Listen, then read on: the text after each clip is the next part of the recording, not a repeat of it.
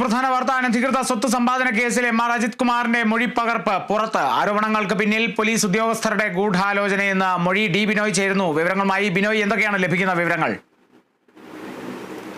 ഇന്നലെ തിരുവനന്തപുരം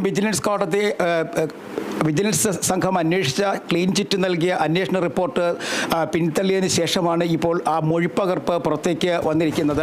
അതായത് ആ കേസ് അന്വേഷിച്ച വിജിലൻസ് ഉദ്യോഗസ്ഥർ നൽകിയ മൊഴിപ്പകർപ്പാണ് ഇപ്പോൾ നമുക്കും കിട്ടിയിരിക്കുന്നതിൽ എടുത്തു പറയുന്ന ഒരു കാര്യം, അദ്ദേഹത്തിന് PV അൻവർ, മുൻ MLA അൻവറുമായിട്ട് ഒരു ബന്ധവുമില്ല. എന്നാൽ അൻവർ ഉൾപ്പെടെയുള്ള ആളുകൾ ചില ഗൂഢാലോചന നടത്തി.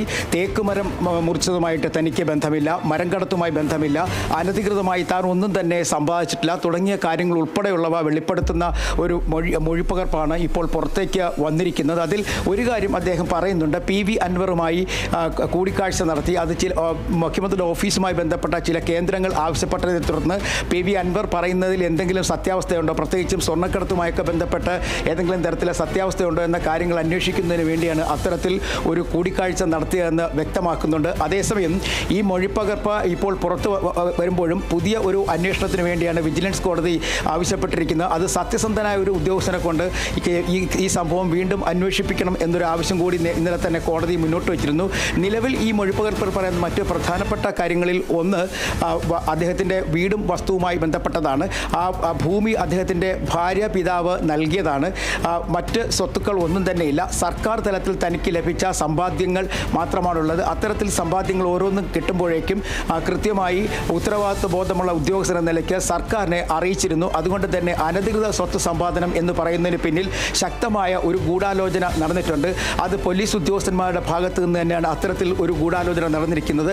അതിനപ്പുറത്തേക്ക് തൻ്റെ കൈകൾ ശുദ്ധമാണ് എന്ന് പറഞ്ഞു വെക്കുന്ന ഒരു മൊഴിപ്പകർപ്പാണ് ഇപ്പോൾ പുറത്തേക്ക് വന്നിരിക്കുന്നത്. എന്തായാലും അതിൽ ഒന്ന് രണ്ട് കാര്യങ്ങൾ നമ്മൾ എടുത്തു പറയേണ്ട കാര്യം, അൻവറുമായുള്ള കൂടിക്കാഴ്ച, അത് പട്ടത്തുള്ള ഒരു വീട്ടിൽ വെച്ചാണ് അത്തരത്തിലൊരു കൂടിക്കാഴ്ച നടത്തിയിരിക്കുന്നത്. അദ്ദേഹത്തിൻ്റെ PV അൻവറിൻ്റെ സുഹൃത്തായ മുജീബുമായാണ് ഇത്തരത്തിൽ കൊടുവള്ളി സംഭവവുമായി ബന്ധപ്പെട്ട ഒപ്പം തന്നെ മരമുറി സംഭവവുമായി ബന്ധപ്പെട്ടൊക്കെ ഉയർന്നു വന്ന ആരോപണങ്ങളിൽ എന്തെങ്കിലും കഴമ്പുണ്ടോ എന്ന് കണ്ടെത്തുന്നതിന് വേണ്ടിയോ അതിനെക്കുറിച്ച് ചോദിച്ചറിയുന്നതിന് വേണ്ടി ചില കേന്ദ്രങ്ങൾ ആവശ്യപ്പെട്ടതിനെ തുടർന്നാണ് താൻ അവിടേക്ക് പോയി ഇത്തരത്തിലൊരു കൂടിക്കാഴ്ച നടത്തിയതെന്നാണ് അൻവർ പറഞ്ഞു വെക്കുന്നത്. എന്തായാലും ഈ മൊഴിപ്പകർപ്പ് പുറത്തേക്ക് വന്നതോട് തന്നെ വലിയ തരത്തിലുള്ള സംശയങ്ങളും ചോദ്യങ്ങളും വീണ്ടും ഉയർന്നിട്ടുണ്ട്. കാരണം അതിനകത്ത് വ്യക്തമായി അദ്ദേഹം പറയുന്നുണ്ട്, ഈ മലപ്പുറവുമായി ബന്ധപ്പെട്ട മരമുറി കേസുകളിലൊന്നും തനിക്ക് പങ്കില്ല എന്നും, ഒപ്പം തന്നെ ഇന്നലെ ഏറ്റവും വലിയ തരത്തിൽ ഉയർന്നു വന്ന കോടതിയിൽ തന്നെ ഉയർത്തിക്കാട്ടിയത്, ഹർജിക്കാരൻ ഉയർത്തിക്കാട്ടിയ ഒരു വലിയ പരാമർശം കവടിയാറിലുള്ള വസ്തുവും ഒപ്പം ഏകദേശം 4 കോടിയോളം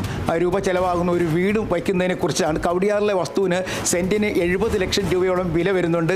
ഒപ്പം ഇത്രയധികം വസ്തു എങ്ങനെ വാങ്ങിച്ചു, ഒപ്പം ഈ വീട് വെക്കുന്നതിന് ഇത്രയധികം പൈസ എവിടെ നിന്ന് കിട്ടി, ഇത്തരം കാര്യങ്ങളെക്കുറിച്ചൊക്കെ തന്നെ വലിയ തരത്തിലുള്ള ആരോപണം ഇന്നലെ തന്നെ കോടതിക്ക് മുന്നിൽ ഹർജിക്കാർ ഉന്നയിച്ചിരുന്നു. അപ്പോൾ ഇതിൻ്റെയൊക്കെ അടിസ്ഥാനത്തിൽ ഈ മൊഴിപ്പകർപ്പോടെ പുറത്തു വരുമ്പോഴേക്കും കൂടുതൽ സംശയത്തിൽ നിലയിലേക്ക് വീണ്ടും എം.ആർ. അജിത് കുമാർ പോകുന്നു എന്ന് വേണമെങ്കിൽ നമുക്ക് പറയാൻ കഴിയും. എന്തായാലും ഈ മാസം 30-ാം തീയതി ഹർജിക്കാരൻ്റെ മൊഴി കോടതി ഇടപെട്ടുകൊണ്ട് വീണ്ടും രേഖപ്പെടുത്തുകയാണ്. കാരണം ഇന്നലെ ആ കേസ് തള്ളിയപ്പോൾ എടുത്തു പറഞ്ഞ ഒരു കാര്യമുണ്ട്, കൃത്യമായി സാക്ഷികളെ കണ്ടോ അല്ലെങ്കിൽ പരാതിക്കാരനെ കണ്ടിട്ടോ ഒരു തരത്തിലുള്ള വിവരങ്ങളും തേടാതെ ഒരു അവ്യക്തത നിറഞ്ഞ ഒരു മൊഴിയാണ് എം.ആർ. അജിത് കുമാറിൻ്റെ ഭാഗത്തു നിന്നും എടുത്തിരുന്നത്. ഒപ്പം ഈ അന്വേഷണത്തിനും വലിയ സുതാര്യതയില്ല എന്ന ഒരു പരാതിയും ഉണ്ടായിരുന്നു. ഇത്തരം പരാതികളൊക്കെ നിലനിൽക്കുന്ന സാഹചര്യത്തിലാണ് ഇപ്പോൾ മൊഴിപ്പകർപ്പ് പുറത്തേക്ക് വരുന്നത്.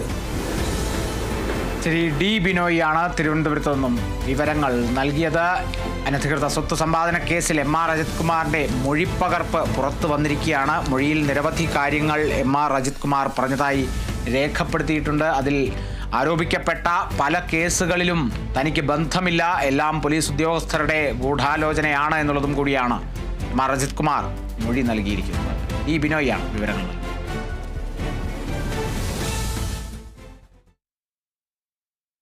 ആലപ്പുഴ മാന്നാറിൽ ജലജീവൻ പദ്ധതിക്കായി എടുത്ത കുഴികൾ കൃത്യമായി